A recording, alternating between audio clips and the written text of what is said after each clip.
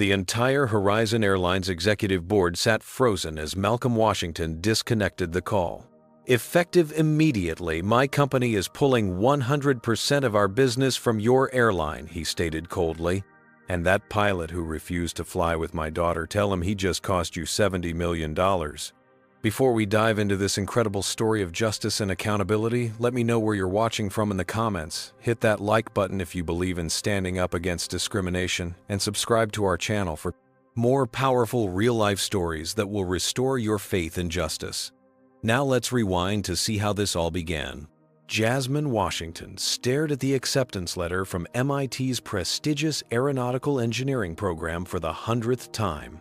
The 17-year-old high school senior could hardly believe her perfect grades had secured her spot at the nation's top engineering school. Her hands trembled slightly as she tucked the letter back into her planner, excitement coursing through her veins about the upcoming campus visit. "You packed your student pilot logbook, right?" Malcolm Washington called from downstairs. "The admissions director specifically wants to see it." "Got it, Dad," Jasmine replied, patting the leather-bound book that documented her 50-plus hours in the cockpit. Since her 12th birthday, when Malcolm had arranged her first small aircraft experience, Jasmine had been obsessed with flying. Now, as a certified student pilot, she was only months away from her full license. Malcolm Washington beamed with pride as he waited for his daughter. As the founder and CEO of Washington Innovations, a rapidly growing tech company specializing in aviation software, he had built an empire from nothing. Growing up in a struggling neighborhood in Atlanta, Malcolm had worked his way through college on scholarships, eventually creating a revolutionary flight navigation system that caught the industry's attention. Now, 15 years later, his company was valued at over $2 billion, with clients including every major airline in North America.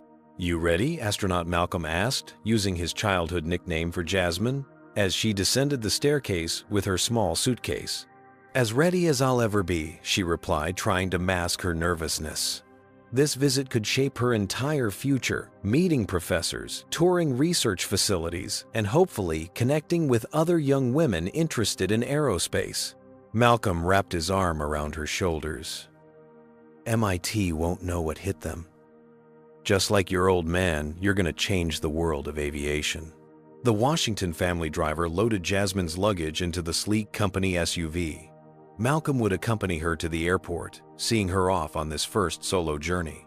He'd arranged everything through his company's premium account with Horizon Airlines, ensuring Jasmine would travel in first-class comfort. Washington Innovations has about $70 million in annual contracts with Horizon, Malcolm explained as they drove. "I've always appreciated their service, and their CEO, Brian Harrison, is a decent man. You'll be well taken care of." As they arrived at the bustling terminal, several airport staff members recognized the famous CEO, offering quick nods of acknowledgement. The VIP treatment continued at check-in, where the agent warmly welcomed them. "Miss Washington, we're delighted to have you flying with us today," the agent said, though. Jasmine noticed the woman's eyes kept darting to her father rather than addressing her directly. "You're all set for first class to Boston Seat 2A." As they walked towards security, Jasmine noticed occasional stares from other travelers, some curious, others less friendly. She'd grown accustomed to these looks over years of accompanying her father to business functions and industry events where black faces remained the exception rather than the rule. "Remember what we always say," Malcolm whispered, noticing her discomfort. "Their ignorance doesn't diminish my excellence." Jasmine completed their family mantra with a smile. Malcolm squeezed her hand. "Exactly. Now go show MIT what a Washington is made of." The first indication that this wouldn't be a routine journey came at the TSA checkpoint. Malcolm waved from the other side as Jasmine joined the priority security lane, her first-class ticket allowing this privilege. Ahead of her, a white businessman passed through with minimal interaction, collecting his belongings after the scanner with a cursory nod from the officer. When Jasmine presented her ID and boarding pass, the TSA officer's eyebrows raised slightly. "First class to Boston?" he asked, examining her documentation with unusual scrutiny. "Yes, sir," Jasmine replied politely, maintaining the composure her parents had taught her for such situations. "Step through, please," the officer finally said. But as Jasmine walked through the metal detector without triggering any alert, another officer approached. Random additional screening, the female officer announced, motioning Jasmine to a separate area while other passengers, mostly white, continued through the regular line without interruption. Jasmine complied, keeping her expression neutral as they thoroughly searched her carry-on bag, swabbed her electronics for explosive residue, and conducted a pat-down. Through the glass partition, she could see her father watching his face, a careful mask that couldn't quite hide his familiar frustration. After finally clearing security, Jasmine texted her father the usual random check, "I'm fine." His reply came instantly, "You're a Washington. Head high always." At gate B-17, Jasmine approached the counter to check in. The gate agent glanced between her boarding pass and face with poorly disguised surprise. "First class. To Boston," the woman repeated, as if Jasmine might have stolen the ticket. "Yes, that's correct," Jasmine confirmed, her voice steady, despite the growing knot in her stomach. After a moment's hesitation, the agent returned her boarding pass with a tight smile. "Enjoy your flight, Miss Washington." The pre-boarding announcement came minutes later, and Jasmine joined the first-class line. An elderly white couple ahead cast backward glances at her, whispering to each other. Jasmine pretended not to notice, focusing instead on the text from her father. "Boarding now. Call me when you land. So proud of you." Once on the aircraft, a flight attendant directed Jasmine to her window seat in the second row. She had just settled in when another passenger, a middle-aged white man in an expensive suit, stopped in the aisle beside her. "I think you might be in the wrong cabin, young lady," he said loudly enough for nearby passengers to hear. "Economy is toward the back." "I'm in the correct seat, thank you," Jasmine replied calmly, though her heart raced. 2A. The man seemed prepared to argue until a flight attendant intervened. "Is there a problem?" she asked. "Just making sure everyone's in the right place," the man replied with a meaningful look toward Jasmine. The flight attendant, whose name tag read Amber Lee, checked Jasmine's boarding pass. "Miss Washington is in her assigned seat, sir. Please continue to yours." As other passengers boarded, Jasmine texted her father again. "Some guy just questioned whether I belonged in first class." Malcolm's response was quick, his ignorance. "Your Excellence. Don't let it get to you." Easier said than done, Jasmine thought as she tucked her phone away. The cabin slowly filled, and Jasmine noticed the seat beside hers remained empty even as the economy section seemed completely full. After all passengers had boarded, the captain's voice came over the intercom. "Ladies and gentlemen, this is Captain Roger Blackwell. We're experiencing a minor delay while we complete some last-minute checks. We appreciate your patience and expect to depart shortly." Jasmine settled back, opening her MIT information packet to review the schedule for tomorrow's campus tour. She was highlighting a quantum engineering seminar when Flight Attendant Lee approached her seat. "Miss Washington," she said quietly, "the captain would like to speak with you. Could you come with me, please?" Confused but compliant, Jasmine followed the flight attendant to the front of the aircraft. Outside the cockpit doors stood a tall, gray-haired man in a pilot's uniform, his expression stern beneath his captain's hat. "Miss Washington," Captain Blackwell said, his voice clipped. "I need to speak with you outside the aircraft." The jetway felt unnervingly quiet as Captain Blackwell closed the aircraft door behind them. Jasmine stood straight, conscious of her posture, just as she'd been taught in countless situations where she knew she'd be judged differently. "Miss Washington, I understand you're traveling alone today." Captain Blackwell began, his tone suggesting this was somehow problematic. "Yes, sir. I'm visiting MIT," Jasmine replied. "I've been accepted to their aeronautical engineering program." The captain's expression didn't change. "And I also understand you're a student pilot." Jasmine nodded momentarily, encouraged that he knew this detail. "Yes, I have over 50 logged hours. I'm hoping to complete my license this summer before college." "You brought this up with our gate agent," I'm told he continued, his tone shifting to something harder. Only when she asked about my interest in aviation, Jasmine clarified, confusion growing. "Is there a problem, Captain?" Captain Blackwell folded his arms across his chest. "As pilot in command, I'm responsible for everyone on this aircraft. When passengers make claims about being pilots themselves, it raises security concerns. Claims, Jasmine felt her cheeks warm. I don't understand. I simply mentioned my student pilot status in conversation. You also mentioned your father works with our airline. Blackwell continued. Using connections to secure upgraded seats and then discussing piloting abilities sounds like someone trying to gain unauthorized cockpit access.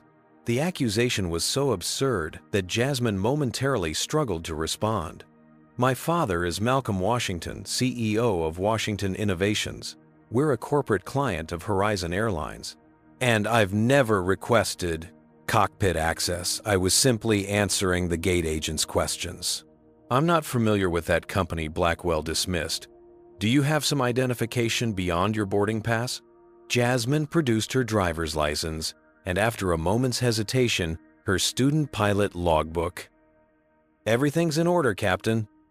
I'm just trying to get to Boston for my college visit. Blackwell barely glanced at her documentation. Behind him, the co-pilot had emerged from the cockpit, observing the interaction with visible discomfort. Captain, the younger pilot interjected, we're already running 20 minutes behind schedule. I'm handling a security matter, First Officer Sullivan Blackwell snapped before turning back to Jasmine. Miss Washington, I simply don't feel comfortable with you on my aircraft today. Excuse me, Jasmine couldn't believe what she was hearing. Your story doesn't add up. A teenager in first class claiming pilot status and corporate connections. Blackwell shook his head. I'm exercising my authority as captain. We'll have the gate agent rebook you on a later flight. Flight attendant Amber Lee, who had followed them into the jetway, stepped forward. Captain, I don't think there's any security issue here. Miss Washington's reservation is completely legitimate. I've made my decision, Blackwell stated firmly. My flight deck, my rules. This is ridiculous, Jasmine said, struggling to keep her voice steady. Is this because I'm black? Would you be questioning a white student about their right to fly first class? Blackwell's face hardened. Don't make this about race. This is about security protocols. Then explain exactly which protocol I violated, Jasmine challenged. Instead of answering, Blackwell turned to a nearby gate agent who had been called to the jetway. Please escort Miss Washington back to the terminal and rebook her. We need to depart. As Jasmine was led away, she heard First Officer Sullivan say quietly, Captain, I really don't think. Not your call, Sullivan. Blackwell cut him off. Back in the terminal, humiliation burned through Jasmine as curious passengers watched her removal from the aircraft. With trembling hands, she pulled out her phone and called her father, who was likely still in the airport. Dad. Her voice broke. Despite her best efforts, they just kicked me off the flight. Have you ever witnessed someone face discrimination and felt that surge of protective rage? Comment number 1. If you think Malcolm was right to use his corporate power to fight for his daughter. Drop a number 2 if you believe he should have filed a complaint and followed standard procedures instead. What would you have done if your child was humiliated this way? Hit that like button if you believe corporations need to be held accountable for the actions of their employees, and subscribe to our channel for more stories about justice being served. Now, how do you think Malcolm reacted to hearing his daughter was removed from her flight? Was he going to accept this treatment of Jasmine, or was Horizon Airlines about to face the consequences of their pilot's actions? Let's continue with the story. Malcolm Washington had just reached the parking garage when his phone rang. Hearing the distress in his daughter's voice instantly transformed his demeanor from relaxed businessman to protective father. Where are you exactly? Malcolm demanded, already reversing direction and heading back toward the terminal. Gate B-17, Jasmine replied, trying to keep her composure. The captain said he didn't feel comfortable with me on his aircraft. Dad, he basically accused me of lying about everything, about being a student pilot, about you, about Washington Innovations. I'm on my way, Malcolm stated, his voice deadly calm, the tone his executives recognized as his most dangerous. Don't speak to anyone else until I get there.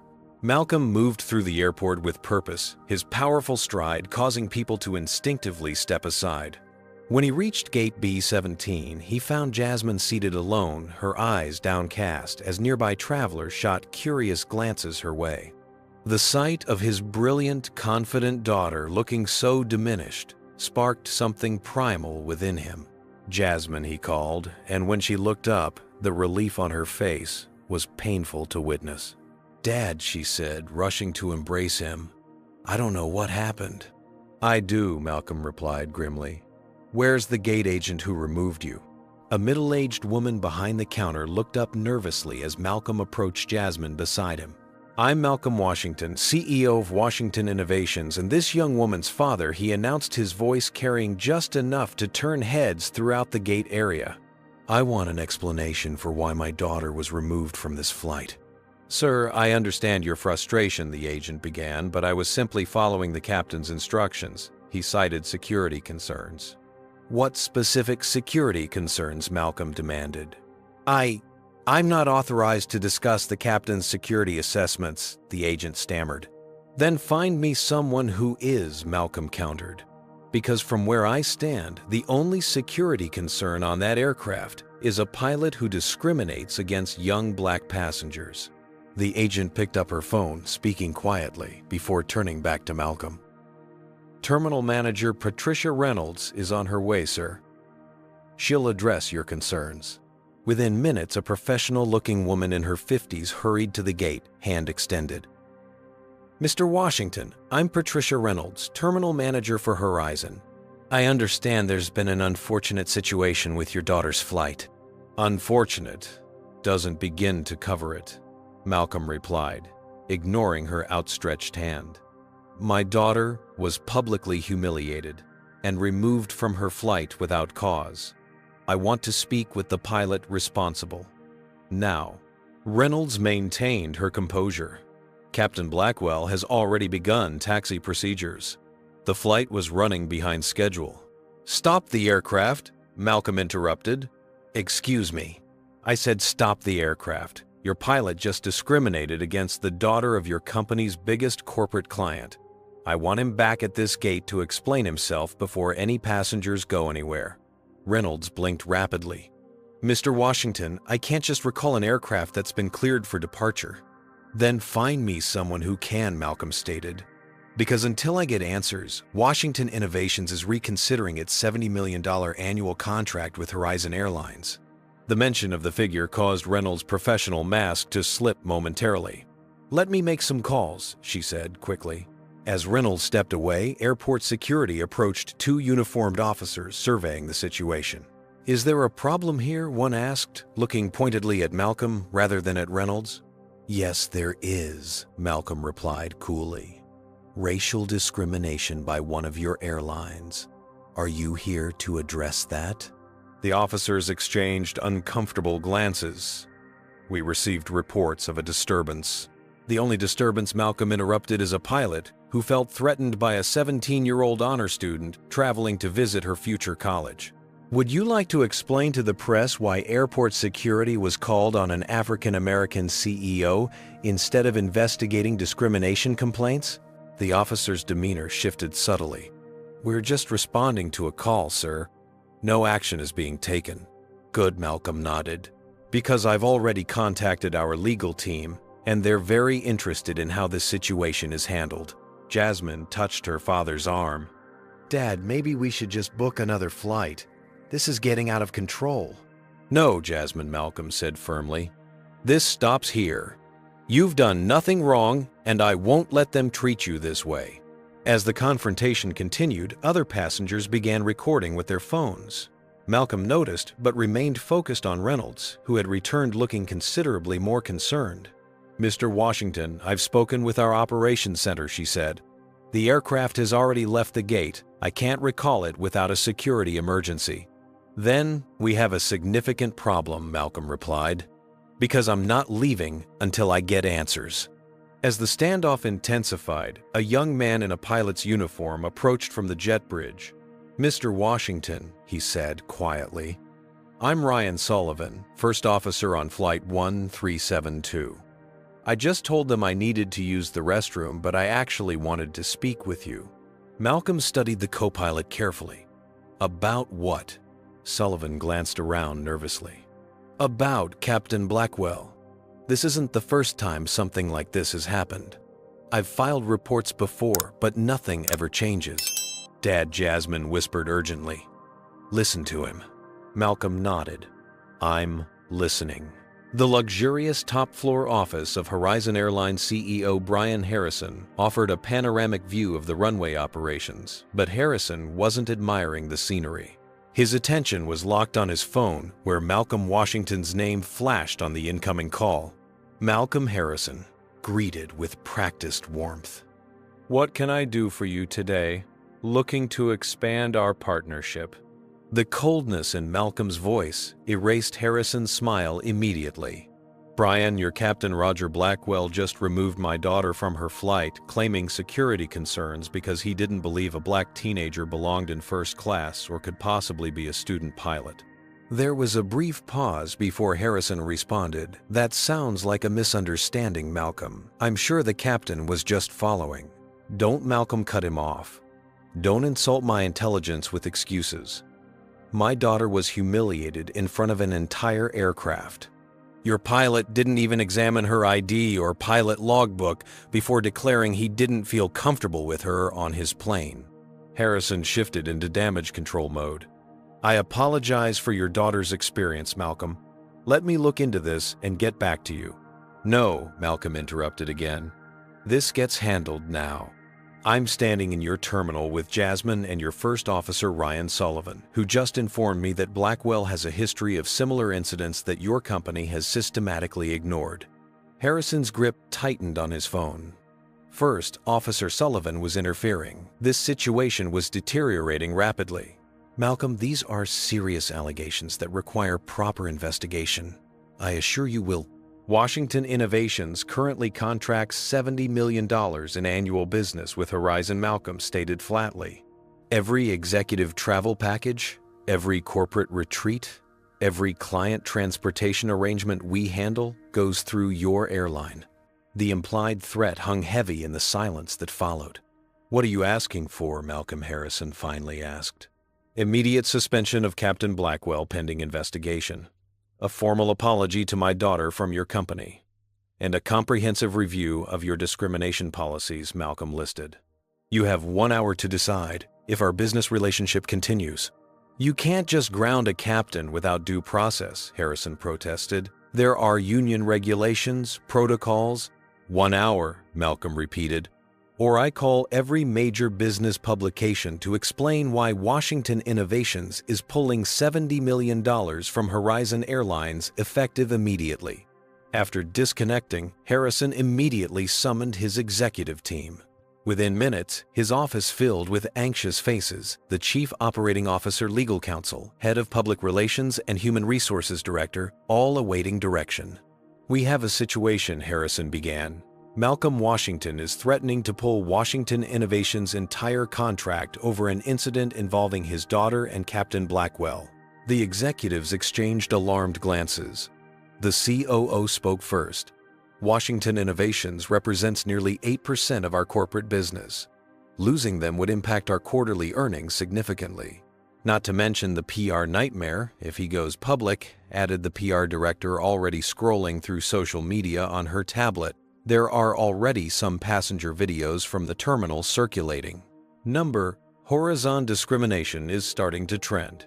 Harrison turned to his legal counsel. What's our exposure here?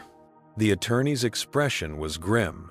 If what Washington describes is accurate, and if Sullivan confirms a pattern of behavior, substantial. Discrimination lawsuits are costly even when you win, devastating when you lose. What do we know about Blackwell's record? Harrison asked the HR director. She hesitated before answering. There have been complaints. 3 formal ones in the past 18 months, all filed by minority passengers who felt unfairly treated. The incidents were investigated but deemed inconclusive. All inconclusive, Harrison's voice rose. 3 separate complaints against the same pilot were all dismissed.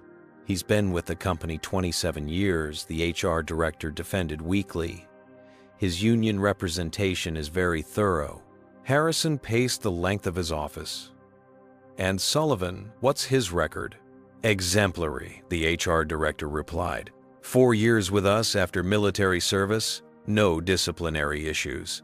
The PR director looked up from her tablet. Sir, the videos are gaining traction. Several civil rights organizations have already shared them. We need to respond quickly. Harrison stared out at the runway watching a Horizon aircraft take off.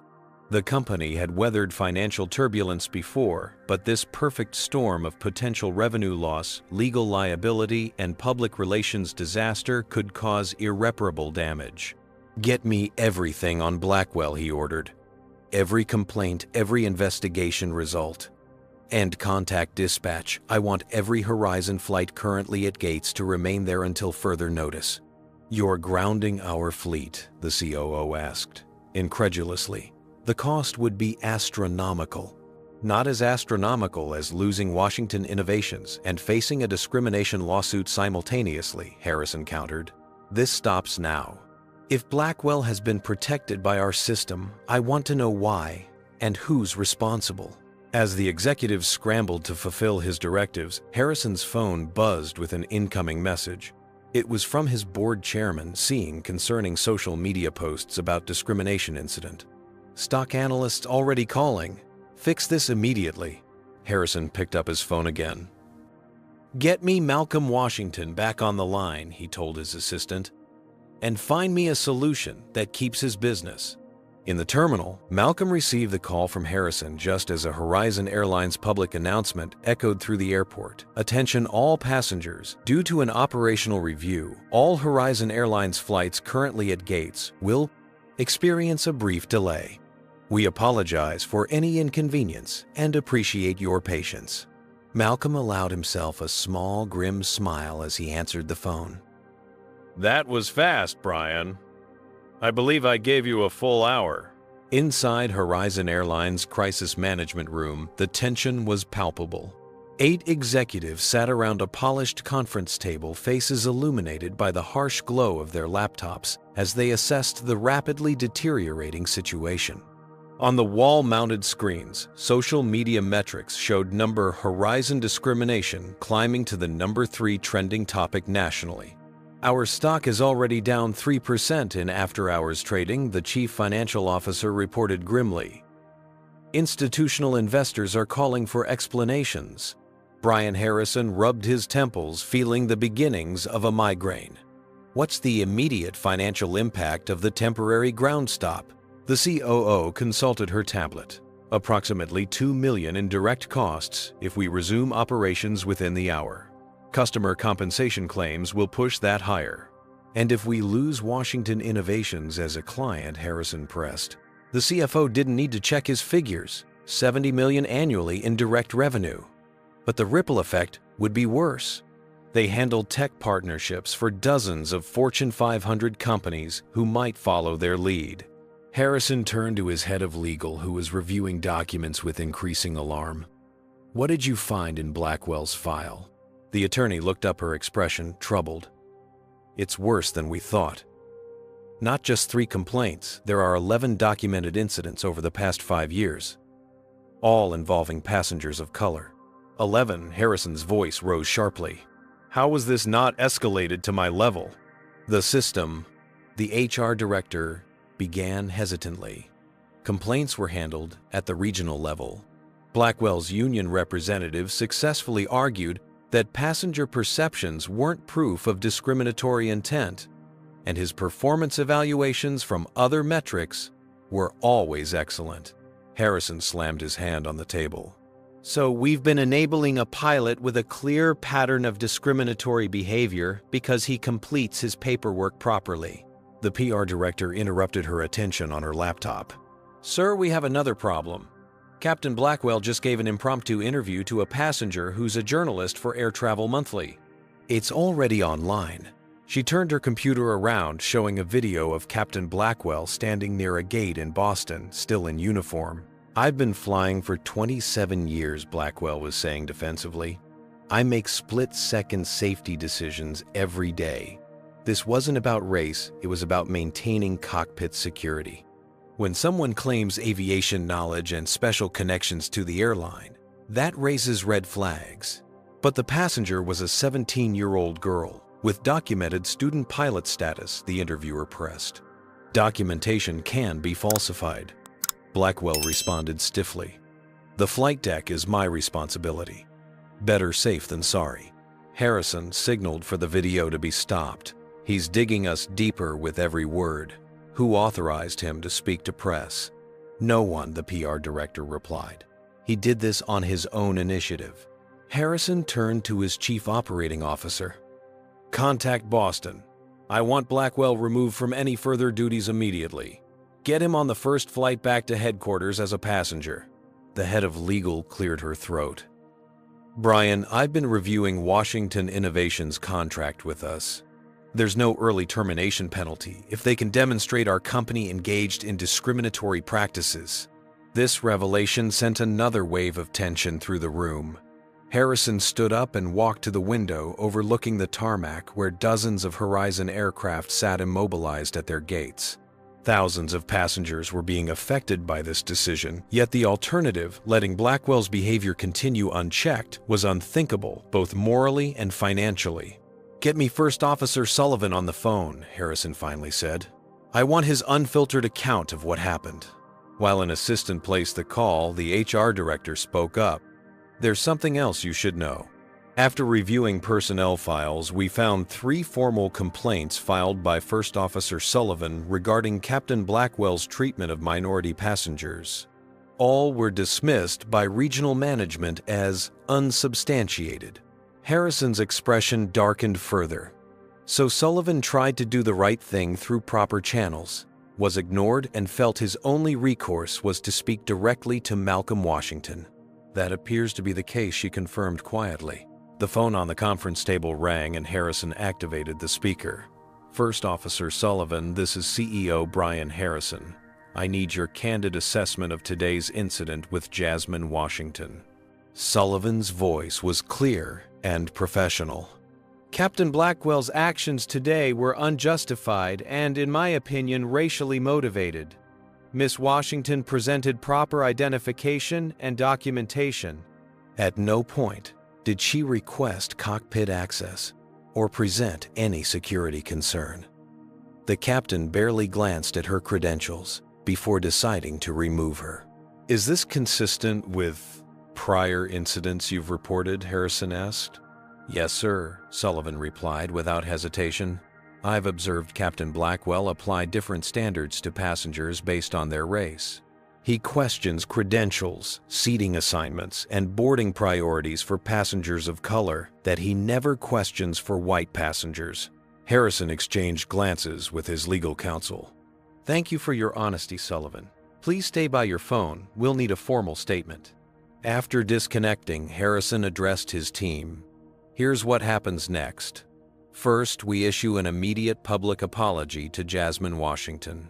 Second, we announce Captain Blackwell's suspension pending investigation. Third, we create a senior executive position focused exclusively on diversity and inclusion, reporting directly to me. That's all good, the PR director noted, but Washington could still pull his business. Harrison nodded. Which is why I'm going to offer him a seat on our board's new Ethics and Inclusion Committee. He'll have direct input on how we address systemic issues. The COO looked skeptical. You think that will satisfy him after what his daughter experienced? No, Harrison admitted. But it's a start. Now let's end this ground stop and get our airline moving again, with one exception.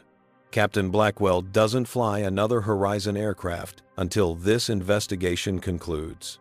As executives dispersed to implement Harrison's directives, his phone buzzed with a text message from the board chairman. Saw your response plan. Bold moves. Full board support. Fix this right, not just fast. Harrison took a deep breath before calling Malcolm Washington again, knowing that the future of Horizon Airlines might depend on this conversation. The video had amassed over 2 million views in just 6 hours. A shaky smartphone recording showed Malcolm Washington standing protectively beside his daughter in the airport terminal, his voice clear despite the ambient noise. My daughter was removed from this flight for one reason only, because Captain Blackwell couldn't believe a young black woman belonged in first class or could possibly be a pilot in training. The footage hastily captured by another passenger had ignited a firestorm across social media platforms. Number Horizon discrimination had evolved into Number Ground Horizon and Number Justice for Jasmine, with thousands sharing similar experiences of discrimination in air travel. In her family's living room, Jasmine watched the online reaction with a mixture of validation and discomfort.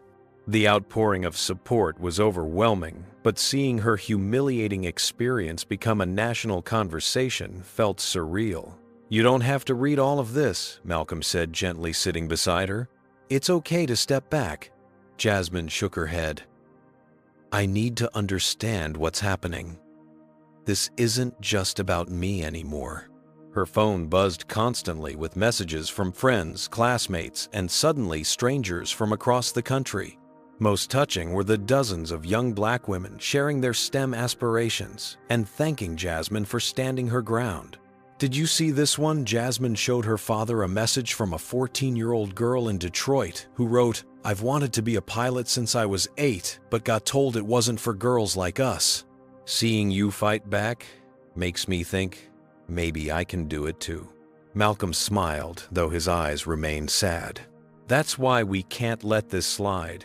It's never just one incident." On television, financial news channels were covering the story from a different angle. A stern-faced analyst gestured toward a plummeting graph of Horizon Airline stock. "The market has spoken clearly today.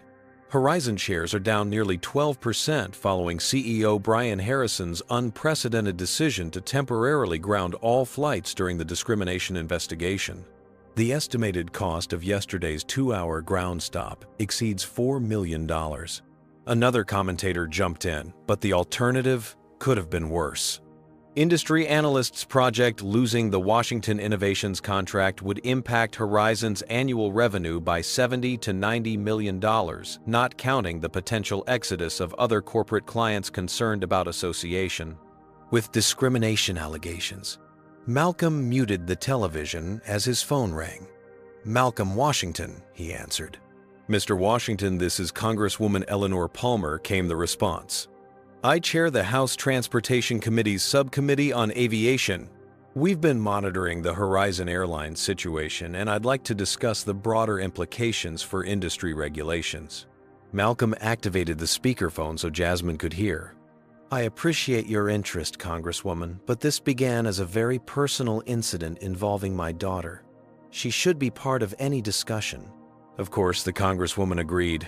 "Miss Washington, first let me say how sorry I am for what you experienced. Unfortunately, my office receives dozens of similar complaints about air travel discrimination every month. Most never receive the attention yours has." Jasmine leaned toward the phone. "Because most passengers don't have a father with corporate leverage." "Precisely," Palmer confirmed. "Which is why we need systematic change. Would you both be willing to testify at congressional hearings on discrimination in air travel? Your experience could help shape new federal guidelines." Before they could respond, Malcolm's other phone chimed with an urgent email notification. "Excuse me, Congresswoman, can I place you on hold for a moment?" After Palmer agreed, Malcolm opened the email, a press release from Horizon Airlines, marked for immediate distribution. He scanned it quickly, his expression hardening. They're announcing Blackwell's suspension and a comprehensive anti-discrimination initiative, he told Jasmine. But they're framing it as an isolated incident, rather than acknowledging the systemic problem. Returning to the call, Malcolm addressed the Congresswoman. "We'd be willing to testify, but I believe this requires industry-wide attention. The problem extends far beyond Horizon Airlines." "I couldn't agree more," Palmer replied. "My staff will contact you to schedule." "And Mr. Washington, thank you for using your influence to shine a light on this issue. Not everyone has your platform." After ending the call, Malcolm turned to find Jasmine staring at her laptop with an odd expression. "What is it?" he asked. She turned the screen toward him. "It's from First Officer Sullivan Ryan. He sent his formal statement to the investigation and copied me." Her voice caught slightly. "He apologized for not doing more in the moment and attached documentation of all the previous incidents he reported involving Captain Blackwell." Malcolm reviewed the materials with growing outrage. 3 years of documented discrimination incidents, all dismissed or ignored by management. He looked up at his daughter. Sullivan risked his career sending you this. I know, Jasmine said quietly. And Flight Attendant Lee has been sending me updates too. She says the cabin crew is organizing to support the investigation.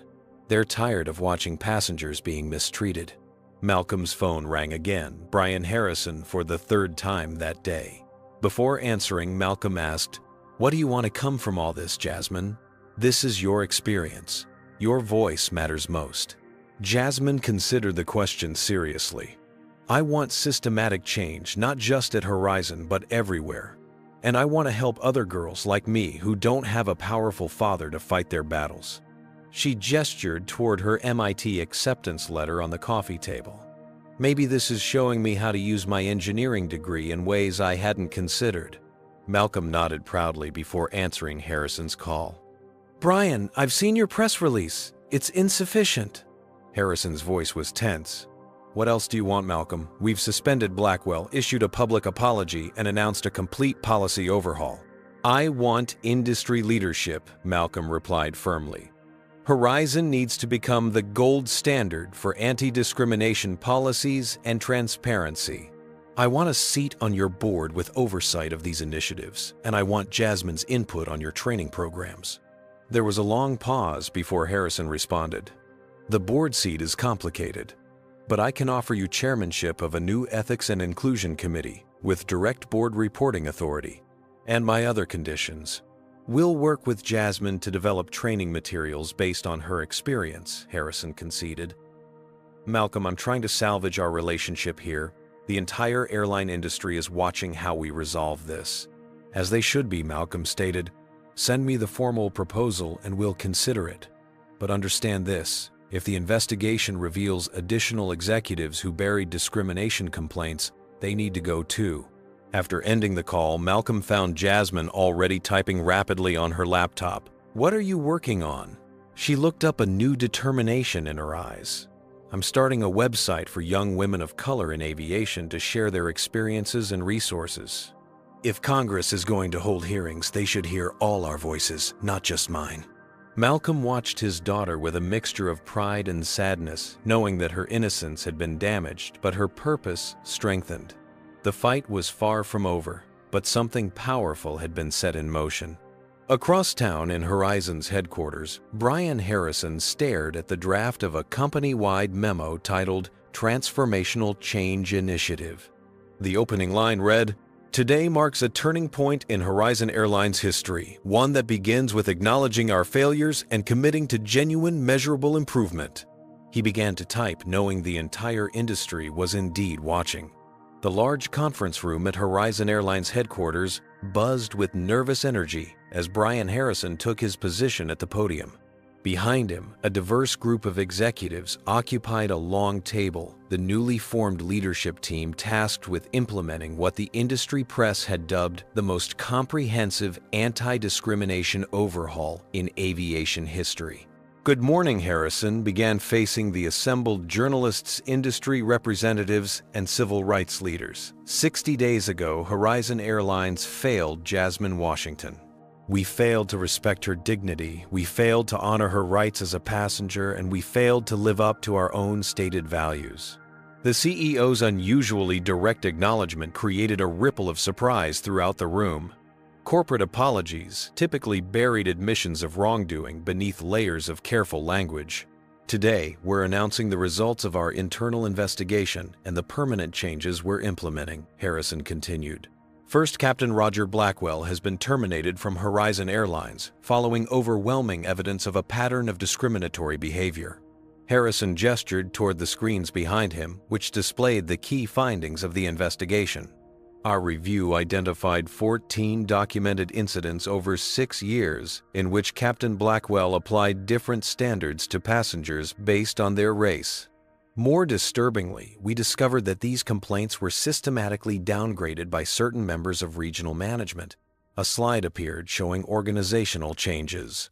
3 regional directors have been removed for failing to properly address discrimination complaints. We've created a new executive position, Chief Diversity Officer, with direct reporting to me and independent investigative authority. The next slide showed a woman with a warm smile and impressive credentials. I'm pleased to introduce Dr. Gabriela Martinez, formerly of the Civil Rights Division of the Justice Department, who will serve as our first CDO with full executive powers. Dr. Martinez nodded acknowledgement as Harrison continued. Every Horizon employee, from baggage handlers to pilots to executives, will complete our new comprehensive training program, developed in consultation with leading civil rights organizations, and he paused meaningfully with input from Jasmine Washington herself. At the mention of her name, cameras turned toward the front row where Jasmine sat beside her father. At 17, she looked both younger than her years and somehow older, the weight of her experience visible in her composed demeanor. Harrison shifted to the economic initiatives. Horizon is establishing a $1 million scholarship fund for underrepresented minorities pursuing careers in aviation named in honor of Jasmine Washington. Additionally, we're creating paid internship opportunities, specifically targeting students from communities underrepresented in our industry. The announcements continued for nearly 40 minutes, outlining policy changes, accountability mechanisms, and industry commitments. When Harrison finally opened the floor for questions, the first came from Aviation Weekly's senior correspondent. Mr. Harrison, these changes represent significant investment. How do you respond to shareholders concerned about the impact on Horizon's bottom line? Harrison didn't hesitate. Discrimination is not only morally wrong, it's bad business. The immediate costs of these initiatives are far outweighed by the long-term benefits of building a truly inclusive culture. Our stock has already recovered from its initial drop, and corporate bookings are up 12% since we announced our commitment to change. Another reporter directed a question to Malcolm Washington. Mr. Washington, you've accepted the chairmanship of Horizon's new Ethics and Inclusion Committee while maintaining your business relationship with the airline. Some critics suggest this represents a conflict of interest rather than genuine accountability. Your response? Malcolm leaned toward his microphone. The committee includes independent civil rights attorneys, aviation experts, and diversity professionals, not just corporate representatives. Our proceedings are transparent, our recommendations are public, and our authority is real. I accepted this role because meaningful change requires sustained pressure from both outside and within. The most poignant moment came when a reporter from Black Enterprise asked Jasmine directly about her feelings toward the airline. Watching these changes unfold has been validating, she answered thoughtfully. But the real test will come in how Horizon treats the next young Black passenger who doesn't have a father with corporate influence. True transformation isn't measured by press conferences, but by everyday experiences.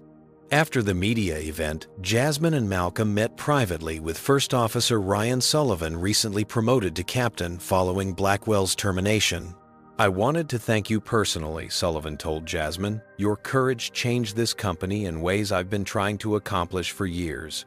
You risked your career to speak up, Jasmine replied. Not many would have done that. Sullivan shook his head. Too many of us stayed quiet for too long. That's changing now. The pilots' union has established its own anti-discrimination committee, and flight crews are speaking out about issues they previously tolerated. Flight attendant Amber Lee, now serving as cabin crew representative to the ethics committee, joined them. The culture shift is remarkable, she confirmed. Employees who previously feared reporting incidents now feel empowered to come forward. As they prepared to leave, Brian Harrison approached with Dr. Martinez. Malcolm, Jasmine, before you go, there's something you should see. He led them to the company's operations center, a vast room where flights worldwide were monitored on massive digital displays. At Harrison's signal, a supervisor activated a special screen showing a live feed from a Horizon aircraft. This is the inaugural flight of our updated training program, Harrison explained. Every crew member has completed the new diversity protocols. The camera showed a diverse flight crew welcoming passengers aboard, including a young Black girl wearing pilot wings on her jacket. The captain knelt to her level, explaining features of the aircraft with evident enthusiasm. That's Captain Wilson Lee explained. She's one of our few black female pilots. We're making sure she's visible as a mentor to our young passengers interested in aviation. Jasmine watched the interaction, emotion flickering across her face. That could have been me 10 years ago. It still can be you, Malcolm reminded her gently. This experience doesn't define your future unless you choose for it to. Harrison turned to them with uncharacteristic vulnerability. I know these changes don't erase what happened, but I hope they represent a genuine commitment to doing better. Jasmine considered his words carefully before responding. True change isn't a destination, it's an ongoing journey. The real test will be what Horizon looks like 5 years from now, not just during this moment of scrutiny. As they left the building, Jasmine paused to watch a Horizon aircraft take off against the setting sun. The company had painted a new slogan across its fleet, Rising Together. Whether those words represented genuine transformation or merely clever marketing remained to be proven through consistent action rather than promises. For now, though, something significant had shifted not just at one airline, but across an industry finally forced to confront its uncomfortable truths. 6 months had transformed everything. Jasmine Washington stood at the edge of MIT's campus autumn leaves, swirling around her feet as she gazed up at the aerospace engineering building where she now spent most of her days. The prestigious university had always been her dream, but she'd never imagined arriving as something of a celebrity. Miss Washington called Professor Elaine Chen hurrying across the quad. The dean wanted me to remind you about tomorrow's aviation industry panel. As our most famous freshman, your participation is particularly valued. Jasmine smiled. I'll be there. I've finished preparing my remarks on inclusive design principles in cockpit interfaces. Excellent, Professor Chen replied. The industry representatives are especially eager to hear your perspective. As the professor departed, Jasmine checked her phone. 3 new messages waited, one from her father, one from Captain Ryan Sullivan, and one from Gabriela Martinez, Horizon's Chief Diversity Officer. Her life now straddled 2 worlds, that of an engineering student and that of an unexpected civil rights advocate. Malcolm's message included a photo from that morning's board meeting at Horizon Airline's headquarters. The caption read, "Just unanimously approved expansion of scholarship program to 20 recipients annually. Proud of what you started." Since accepting the Ethics and Inclusion Committee chairmanship, Malcolm had leveraged his corporate influence to push for unprecedented changes across the airline industry. What began as one airline's crisis response had evolved into a sector-wide reckoning with its troubled history of discrimination. Sullivan's message was more personal. First mentorship flight with high school students completed. 4 young women of color interested in aviation careers. Your program is making a difference. The initiative Sullivan referenced, Future Wings, had been Jasmine's creation born during those tumultuous days following the incident. Using seed funding from both Washington Innovations and Horizon Airlines, the program connected minority students with pilots for mentorship, flight experience, and career guidance. Martinez's message contained statistics. 6-month progress report. Discrimination complaints down 64%. Minority passenger satisfaction up 41%. Employee diversity in leadership positions up 18%. Real change happening. Thank you. Jasmine tucked her phone away as she entered the engineering building. Her schedule today included advanced physics calculus and the student club she'd founded, Black Women in Aerospace, which had already grown to 30 members across multiple universities via virtual chapters. As she settled into the lecture hall, Jasmine reflected on how differently things might have gone. If her father hadn't possessed corporate leverage, if Sullivan hadn't risked his career to speak up, if social media hadn't amplified her experience, would anything have changed? The question troubled her, knowing countless others faced similar discrimination without such advantages. That evening, Jasmine's phone rang while she studied in her dorm room. "Hey, astronaut," Malcolm greeted when she answered. "How's campus life?" "Busy," she replied. "Sometimes I wonder if I should defer some of these speaking engagements to focus on my coursework." "Your choice," Malcolm said. "Though I suspect you're excelling at both." Jasmine smiled. Her father knew her too well. She was maintaining a perfect GPA despite her advocacy work. How was the Horizon board meeting? Productive. Harrison is surprisingly committed to making this transformation stick. The quarterly diversity metrics are now tied to executive compensation, and they've hired 68 new employees from underrepresented groups into leadership tracks. And Captain Blackwell Jasmine asked, she rarely spoke of him, but sometimes wondered about the man whose actions had catalyzed such widespread change. Malcolm hesitated, still pursuing his wrongful termination lawsuit, though his legal team has suggested settlement after 3 witnesses came forward with additional incidents. The FAA is reviewing his pilot certification following evidence that he falsified reports. Jasmine absorbed this information without comment. She'd never wished for Blackwell's destruction, only accountability and change to prevent others from experiencing what she had. There's something else, Malcolm continued. The congressional hearing is scheduled for next month.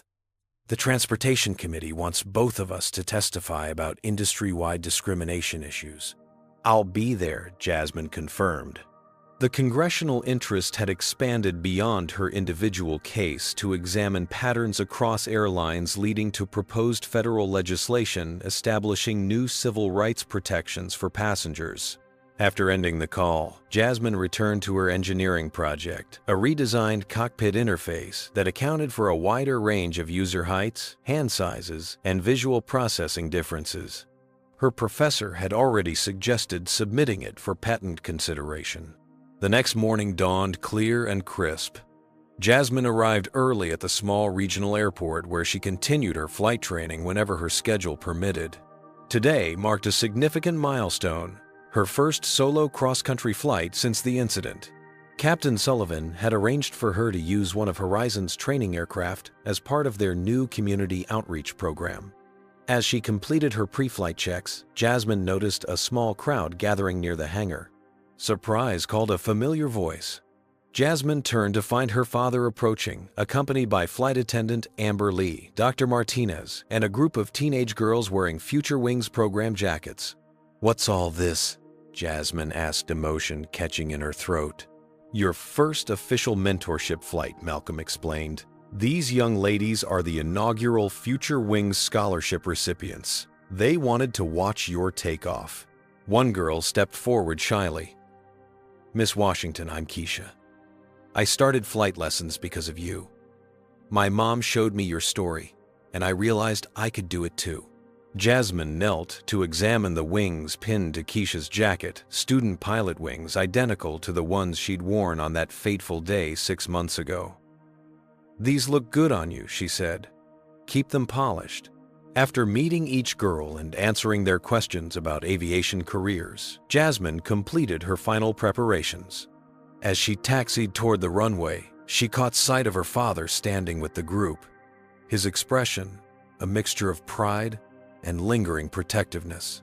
The controller's voice came through her headset. "Cessna 172 November 34 Whiskey, you are cleared for takeoff." "Roger that," Jasmine responded professionally. "November 34 Whiskey, cleared for takeoff." As the aircraft accelerated down the runway, Jasmine felt the familiar exhilaration of flight. The small plane lifted smoothly into the air, banking gently as she established her course. Below the Future Wings, girls watched with upturned faces, witnessing possibility take flight. In her cockpit, secured in the side pocket, Jasmine carried a newspaper clipping announcing the Washington Foundation, her father's newest initiative, providing aviation opportunities for underrepresented youth. The headline read, "From Discrimination to Destination, How One Incident Changed an Industry." The aircraft climbed steadily through clear skies as Jasmine checked her instruments. The horizon stretched infinitely before her, a fitting metaphor for the unexpected journey that had transformed a painful incident into a platform for change, not just for herself, but for all those who would follow. This story powerfully illustrates how systemic discrimination persists when good people remain silent. Captain Blackwell's behavior wasn't an isolated incident, but part of a pattern that flourished because the airline prioritized avoiding conflict over addressing injustice. True change required both external pressure, Malcolm's corporate leverage, and internal courage, Sullivan and Lee speaking up. While not everyone has a CEO parent, Jasmine's experience demonstrates that discrimination must be confronted at both individual and institutional levels. Her transformation from victim to advocate shows how painful experiences can become catalysts for broader social progress. The Washington family used their privilege not just for personal justice, but to create pathways for others without such advantages. Perhaps most importantly, Horizon Airlines' eventual response proves that meaningful change is possible when organizations take responsibility rather than hiding behind excuses. By acknowledging wrongdoing, implementing accountability measures, and committing to ongoing improvement, they transformed a crisis into an opportunity for genuine progress. The ripple effects of standing against injustice extend far beyond a single incident, inspiring others to recognize their own power to create change. What would you do if you witnessed discrimination in a public setting? Would you speak up like Captain Sullivan? Or would fear of consequences keep you silent? Have you ever experienced discrimination similar to Jasmine's? Share your thoughts in the comments below. If this story resonated with you, please hit the like button and subscribe for more powerful stories of courage and justice. Share this video with someone who needs to be reminded that speaking truth to power can create lasting change. Thank you for watching, and remember, in the fight against discrimination, silence benefits the oppressor, not the victim.